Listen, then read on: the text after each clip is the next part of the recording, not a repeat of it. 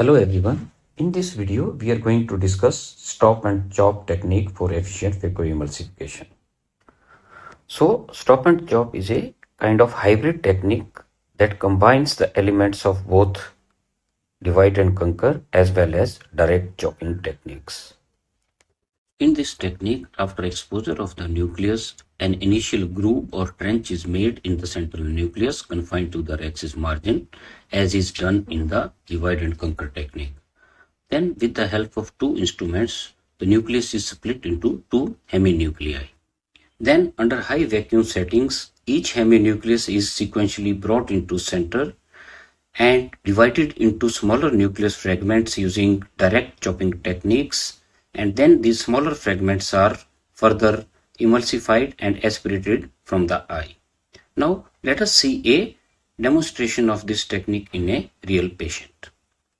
The initial steps of surgery including keratome incision, side port incision, trypan blue dye, viscoelastic injection, followed by continuous curvilinear capsulorhexis using Utrata forceps are performed in a routine manner. This is followed by gentle hydrodissection and nucleus rotation to ensure that nucleus is fully mobile in the capsular bag. Phacoemulsification is then started under low vacuum settings, initially by aspirating the superficial cortex, and then a longitudinal groove is made in the lens nucleus confined to the axis margin. The width of the groove should be twice the diameter of the phaco-tip. This process is continued until red reflex is visible at the floor of the groove. Then a chopper and the phaco-tip are placed at the bottom of the groove, and in a lateral separation motion, the nucleus is divided into two heminuclei. It is rotated 180 degrees to ensure that the fracture is complete.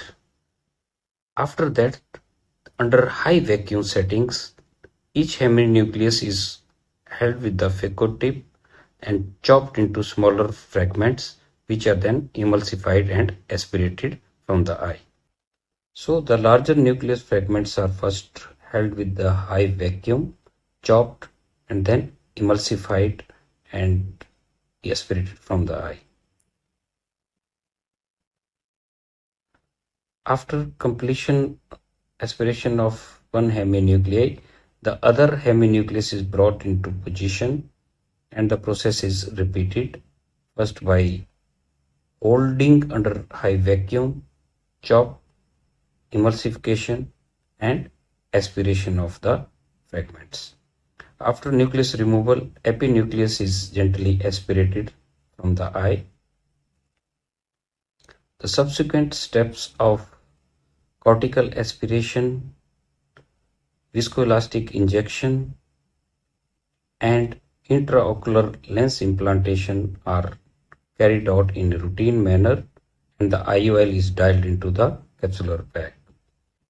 The corneal incisions are then hydrated and the case is closed. The advantages of stop and chop technique include it can be an excellent stepping stone while graduating from simple divide and conquer technique to direct chop techniques. It is safer for hard lenses also, as it utilizes reduced ultrasound energy, and because of the groove, there is more working room for the surgeon. And as most of the action is in the center, so there is better visualization and control, and it is a very predictable and reproducible technique of phacoemulsification. The disadvantages would include it is more time consuming as compared to direct chopping techniques. Also, it uses greater phaco energy, so there is increased risk of corneal endothelial cell loss. And as compared to divide and conquer technique, it requires a greater surgical experience and expertise to carry out this procedure safely. Thank you very much for your attention.